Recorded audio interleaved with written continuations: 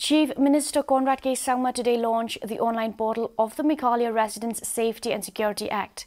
The web-based system is being rolled out in 7 localities of Shillong.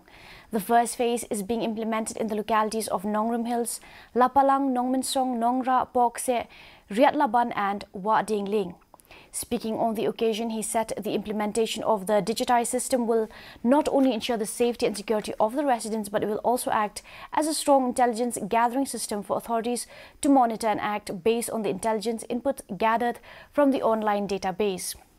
The web application has been designed and developed to enable the landlord, tenants, local authorities of the localities and sub-localities to register and enter the details of the residents, that is landlords and tenants, rental units and as provisions in the Form B of the Act. The URL of the web application is http://megrssa.nic.in.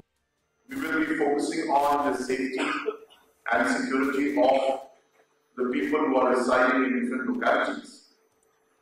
This also acts as a very strong intelligence system for us to know exactly who is where, in which locality, and allows us to be able to accordingly monitor and act based on this intelligence input.